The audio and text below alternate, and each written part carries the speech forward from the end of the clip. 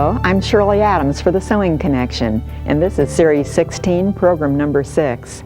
Porous and airy, perfect to permit balmy breezes to blow through as they skim loosely over your body. I'm talking about the mesh fabrics, but unless you handle them properly, that mesh may become a mess.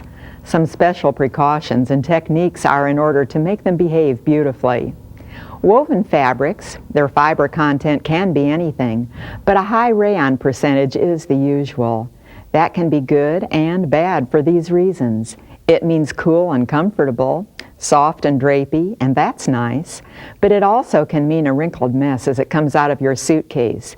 Maybe hanging in a steamy bathroom will restore its composure, however. So all's not lost. Now usually there's a steam iron anyway, or an iron in your bathroom, or maybe a little hair dryer if you just get them a little bit steamy, and then a hair dryer to make them fall out nicely. So one way or another they will travel well. Well, the one that I have on is the same one that's on the table, and once it's pressed, I haven't done anything to this, and it's been hanging for a while. So it does hang beautifully, but look what happens with this that I just pulled back out of my stash. It's been folded up there for a while, and the bottom layer of it was kind of wrinkled, and so you can see what a mess it really can be. Now what we'll do with this is use a steam iron and see what we can do to straighten it out. Now I find you can really make a terrible mistake by putting that steam iron directly on it, and especially on the right side, when you can see it kind of discolors it a little bit and it might make it shine, and so you have to be careful about doing this. That may not be the right way, and especially it may be kind of harmful if you have seams there, so that if there are seams, then you can really get a shiny spot or a lighter looking spot. So do be careful with that. Maybe it's going to be better if you just put the iron over it and get the steam into it without actually pressing down, and then while it's all steamy kind of pat it in place, and that might be the best thing to do with it. But it is controllable. It does work out well once you learn how to use it. I can see right up here a little white look to it as the point of the steam iron was there where it shines a little, but happily that also isn't a permanent destruction. You can just get that a little steamy then and get rid of it. So it's going to be fine as long as you know how to do it, as long as you do a good job on that. See, it goes away, it erases, so it isn't all that bad. Now what's nice about this is the fact that it's loosely woven. You can straighten it, and you need to do that because if you don't straighten this, it will hang kind of funny on your body if it's at all off grain. Now this has already gone through the washer because it is a washable fabric. Some of them are not, so look at the bolt when you buy it to find out if you're going to wash or dry clean it and treat it accordingly. But the fact that this was washable, I pre-washed it, and then it ravels very, very easily when you are handling it. But that same raveling technique is kind of good. You can see I just have no hem here, I just have it raveled, and that's kind of good. But also I'm just going to pull a thread here, a yarn in the fabric, and show you how easily this will ravel. And I can just, if I want to, of course, straighten it, I want to make it thread perfect to begin with. And to make any fabric thread perfect, you just pull a thread. And then because with this one it will make a big track, it's loosely woven enough that it pulls out easily, and it will just leave a big track there in the fabric, and then you can very easily cut along that track, along that line it makes. Maybe if I move it over to the white table you can see that more easily, and see that track is just really plain, and so it's very simple then to cut. And once you cut right along that line, you know that you have it thread perfect by pulling the thread, and now it's going to be grain perfect also. So once I have this all cut, then I could go ahead and put it out on my table, straighten it all out, lay my pattern, and know that it's all going to hang very nicely. Okay, well anyway, easy to follow that along. But at the same time, notice I snagged my shears right at the end of it, and so I have some raveling coming off right away. So you have to be careful with it. Don't have this around for months. Instead, you want to kind of treat it quickly. I'd like to make it in one day instead of having it hang around and going back and forth to it because it might just fall apart. Well, that being the case, since it does that so easily, we better think about how to handle the seams and the edges everywhere, and also the hems, and this is mainly what we're going to concentrate on. I already have a couple of pieces here, and here's a different fabric. I haven't made it up here yet. It's still on the table all ready to go. What I'm going to make out of this fabric, which I've had around for years, thinking, what'll I do? Well, in one of those wonderful little specialty shops, I found the perfect thing in a kind of a resort area not too long ago. And what it was, here's a similar fabric. This also is rayon. And what I'm going to do with this is use a t-shirt pattern, actually. One that sort of droops over a big oversized tee that droops down to about here. And I'm going to make this just cap sleeves that way so that I have it for warm climates. And I'm going to make a double front, really. But one side of it I'm going to cut off here. This whole side I'll cut here and just sort of curve it around down to here. And the other side I'll cut from here and curve it around down to there. So it'll be overlap. There will be 2 layers here on top. And then I'm going to ravel that out and just have fringes there. So it's going to be kind of a neat outfit, and just pants will go along with it. Very often this is mixed with other fabrics. One of the fabrics that you see it with so frequently in ready to wear is some of the crinkly rayons. This one is kind of a splotchy blue-purple dye job on it, but it could go with this, or it could go with something else that I'm going to show you. And here we have it on a model. It's the purple, and it's the same mesh as the one I'm wearing, as the charcoal one I'm wearing, but this purple one is just, a jacket or a shirt. You can button it up and wear it as a shirt, but it's that over rayon pants, and I've also used some of that rayon as the collar and cuffs on the shirt. And then under that there's a tank top, and this tank top, of course, must be finished. Very often, depending on the price that you see on this, that tank top may just have the edges folded under. This you'd see in a lower price garment, perhaps. And if you see it in a higher price, you would maybe have the edges bound. And so I'll show you how to do both of those techniques. Well, back here at the iron, let me show you how we're going to start this with some edging choices that I have here. Actually, hems is what I'm going to do first, since I have this in place on the ironing board. And 3 different hems that look nice on this. Sometimes you see it folded up, about 1.5 inches.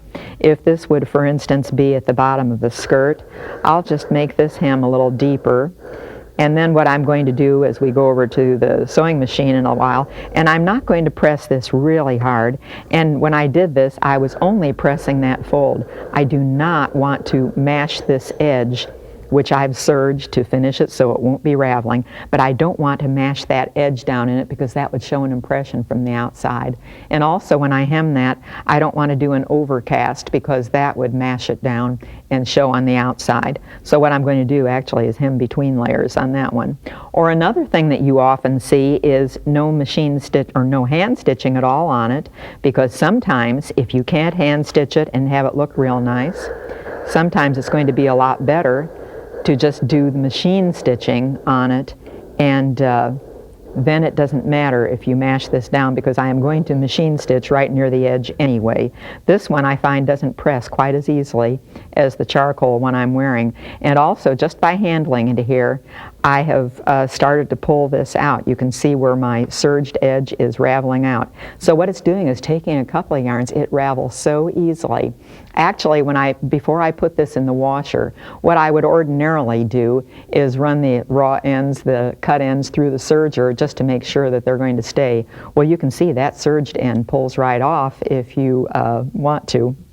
Therefore, what I really did on this is just run zigzag from the sewing machine, and about 2 or 3 rows of it, so they were right next to each other and kind of overlapped each other. That way it really held it in there while I put it through the washer, and it didn't come apart this way.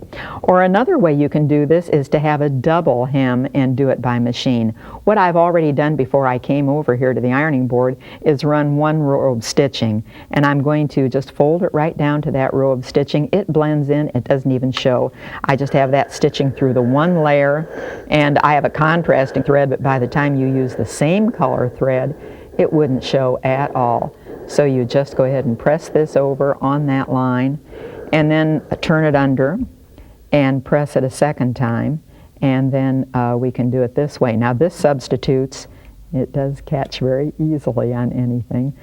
You can see it just coming out. I better go ahead and press it while I'm here and fold as I go along.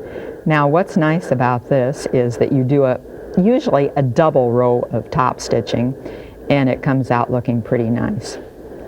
And notice something else that you have to be careful of. As I'm coming down here, it's coming out longer. Actually, it was cut in a square and it's coming out longer on this top layer.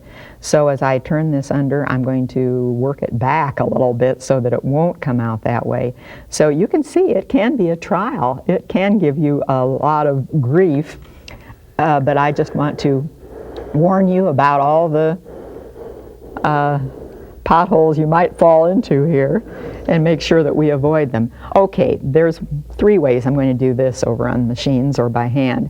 Then here's another one, and what I've done here is you can do this 2 ways. You can either offset it or you can do just a regular seam. I've offset this one. I have one seam short and the other one long. And what I'm going to do with this then is press it toward the short side. I want the long side covering it. So I'm going to press this toward the short side, and then this will be folded under a second time and top stitch. So this is a seam technique I have here, while the others were hem techniques. I just thought we might as well go ahead and press this while I'm at the ironing board. And again, let's see, if I have it this direction, I can get it a little bit easier. So I'm just going to fold this under, but it's being stubborn. It is giving me a bit of a problem. Now you see this in all price, and sometimes it's the very same fabric that you see in all price points, but those that are more expensive are of course handled beautifully, and they come out with a really nice look. Okay, the rest of it we can take care of over there, and we don't have to worry about the fact that it doesn't look really wonderful here. Now the charcoal one that I worked with had no problems at all as far as going flat. It was a lot easier. So they're all a little bit different depending on which one you have. What I'm first going to do is just a seam that's stitched already together, a 5/8 inch seam, and this is one way of handling it. You simply serge it, which isn't a problem. Just 3 threads serge, overlock it, make it as short as you want to, but this is one way you can do it, and of course it's going to be just nice and firm, and then you can press it later and it'll look pretty nice on the inside. I really would do this on something that you're not going to take off anyway. A jacket, I would perhaps finish it more thoroughly so that it looks just as nice on the inside as it does on the outside. What I have done here is, this is the one where I have the short seam allowance inside, and I've covered it over with the long one. There, what I want to do first of all, because this fabric does give a little problem and it tends to scoot along if your presser foot is pushing too hard. So what I've just done here is loosen the pressure on the presser foot. I'm sure that on your machine you have that capability. If you haven't tried it before, look into it. Look in your direction book and see if you don't. Well, anyway, I've loosened that so that now when I stitch it won't push as hard on it. And also I am going to perhaps frequently, as I'm doing this stitching, I might frequently lift that presser foot to let it readjust itself. And so this is just going to be a stitch down there. And what I love about I'm going to put needle down position too, so that I can have the needle in place to hold it while I adjust it. What I really love is that knee lift. One of the many, many things I love about this Memory Craft 9000. I love that knee lift because it allows me to adjust things with my hand while I'm lifting the presser foot with my knee and getting it all in place, because even though I've loosened the pressure on top, it still can scoot that top layer if you don't adjust it from time to time. So it's just a good idea to keep doing that. You might find it helpful to put a few pins in. If you have a fabric that really gives you a lot of problems, you might also find it necessary to go ahead and baste this in before you do the stitching. But anyway, you can get a pretty good look there. And then by the time I would go back to the iron later and press this again, it would look kind of nice. Now, even though I had a light pressure and even though I was readjusting, see how it ripples? That would press right down, so that won't be a problem. So there's the wrong side, here's the right side, and it really will look pretty nice by the time it's all pressed and we have everything in place. Now with this hem, we can do the same thing. It's 3 layers of fabric, the same as that was, and just get that straight, put some pins in if you'd like to, and we would just do the very same thing here. I'll just do a little bit of it because there's no need to do the whole row of it. But here also, just keep readjusting it and make sure that it isn't stretching out one way or another. So we're trying to get it all back in line. And this way it's going to look pretty nice. Now usually what you see in a hem like this, and what I have done as a matter of fact, to the lower edge of the top I'm wearing, I've done it twice because I thought, well, one looks okay, but twice would look a little better. And so very often this is stitched also right at the fold, and sometimes it just gives a lot more crisp and professional look that way instead of the single stitching. So if I would do it this way, you can see this really is nice and flat now here on the edge, and it does seem very firm, and it's going to just hold up better, hold its shape. It's just going to make it much better. So 2 rows of stitching works well that way. Another way would be this serged edge here, to just go ahead and hem that once or twice if I want. But I've already found out on this particular fabric, even though it wasn't true of the charcoal, I found out that this would not be the best way for this one, because when I was still on the ironing board, you know, this serged edge here was just pulling right out because it is so terribly ravelly. So on this, you need to experiment on scraps like this just to find out what exactly is going to work the best. And on this one, I would eliminate this particular one. The serged edge turned under once and hemmed isn't the best deal on it. This would be a good one to fold it under twice and do 2 rows of stitching. Another possibility might be this. And what I would do with this deeper hem here, on a skirt for instance, is, and try this on a scrap, and when you find that it doesn't work, if you find it doesn't work, that's when you would perhaps go to a different technique. What I would do with this, notice how I have this folded back a little bit. I would just do, about every 1/3 of an inch, a little stitch here, and don't pull it tight, leave it kind of loose. And I am doing just an overcast type stitch, but I'm not going over the edge of the fabric because I want it to stay loose there so it doesn't get mashed down into the fabric. Now what sometimes works better is to do a catch stitch, and so if you want to do that, you work backwards. I have the needle pointing this way, but I am progressing in that direction. So here would be a catch stitch. You'd catch it once in the fabric of the main fabric, and then you'd catch it once here in the hem, and just keep going back and forth like this with a catch stitch that forms kind of like a little X at each stitch. So try it both ways and see which one looks best then on the outside, because you don't know until you try it. Every different piece of fabric is a whole new ball game, and until you actually try it out on a scrap, you just don't know. I always feel that as ye sow, so shall ye rip, and I don't care to do the latter. Therefore, I want to be very careful with the former. And so it's a good idea to try these things out in scraps, and then you never have to rip it out on your garment and start over again, and that saves a lot of time. What I'm going to do here, you can either press it over first, or I'm doing this without pressing. This is just going around a curved edge, for instance, a neckline. And if that's the case, then this would be a lower priced garment probably, but you very often see it this way, and it does stretch out so easily that even though this is on a curve, I find that it's very easy to just turn this under, and on this curve, it's kind of all right to have that serged edge. It's not going to ravel out because you are dealing with both the lengthwise and the crosswise yarns of the fabric, and so it holds it a little more securely. Plus, as I do this stitching, I'm going through the serged part, and that keeps it all together a little bit better. So here's how it would look to have a curved neckline just hemmed under this way.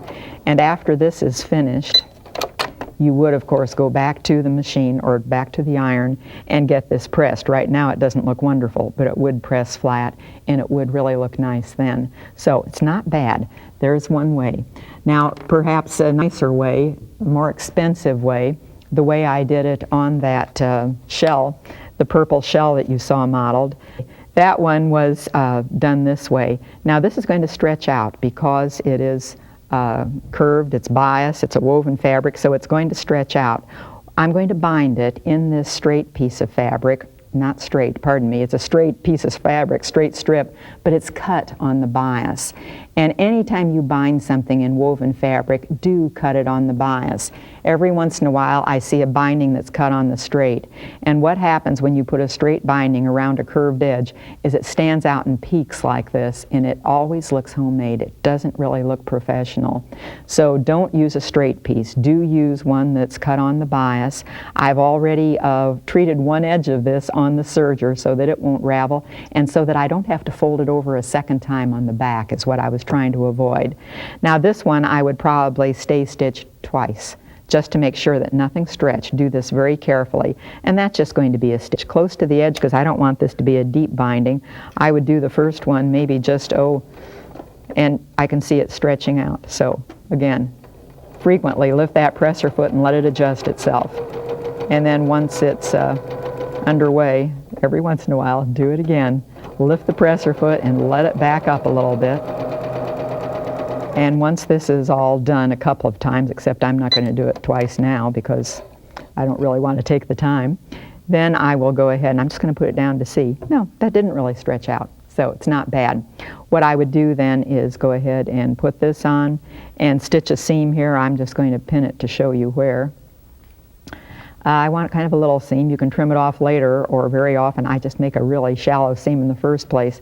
I'd stitch it there, and then I'd flip this over and to the back side and stitch it again in the ditch. Well, I might as well just do about an inch of that maybe so you can see what it looks like. Okay, and just pull the pin out as I come to it. And this is what I usually do, by the way, when I'm doing curved necklines like this. I usually pin it every bit of the way to make sure that I haven't stretched it, to make sure that it's right in the place I want it to be, and then just pull out those pins as I come to them so that it really holds in place well while I'm doing the job. And then when this goes over to the back side, now you can press this down, but I'd rather just keep this kind of rounded, so I'm not going to press this down. I'll bring it to the back side, and as long as it comes out longer than your stitching line did here, as long as that's all covered up nicely, then you can very easily do this. Now there are several feet that you might find helpful for stitching in the ditch, which is what we're going to do. But very often I like this one. What it is, I better show you before I start using it. What this is an open-toed foot. And if you have an open-toed foot with your machine, fine. If you don't, if you have a plastic foot that's all closed, there's no reason why you can't buy a second one and cut open that little front place and have an open-toed foot. And so what I've done here is, or what I'm going to do, is use this as I stitch in the ditch. And where I find this helpful is I can control it so well. I can see exactly where that needle is going to go down for each stitch. And where I want it to go down is so that it shows nowhere. I want it to go down not quite there. I don't want it to show. I especially don't want it to show on the charcoal side. If it has to show somewhere, favor the fabric side, the big side, instead of the trim side. And so as I do this, I want to make sure that it goes right down on the blue and doesn't hit the charcoal at all.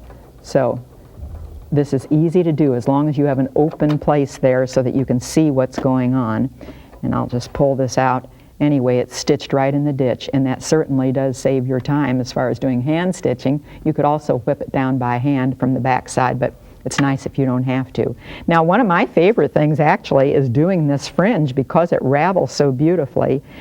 You can just pull this out real easily, pull several of them out at a time, and you decide how big the fringe is going to be. Maybe you decide in advance how big the fringe is going to be before you start raveling it by doing just a narrow zigzag stitch. Let's say I want it right up to here. I would probably stitch a straight line there first before I then start raveling it, and it will only ravel up to your stitched line and it won't go beyond that. After you have it raveled out, you can leave it as is, or here you can see I've been knotting it, and here I have just a few strands all knotted together, knots here and there, or here I have a lot more strands before I tied a knot. So that's just taking a little bundle of these, however much you want to put together, and tying a knot, and just make sure it comes to about the same place on each one of them so that it's uniform. But this gives kind of a nice look. And I didn't get this quite in place.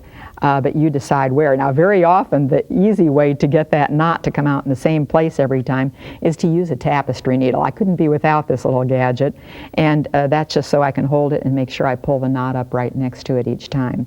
Now, where I really like this tapestry needle, remember that what I said I'm going to do with the blue top? It's going to come across this way, and the other row is going to be, or the other side is going to be cut out the other way, and I'm going to fringe it.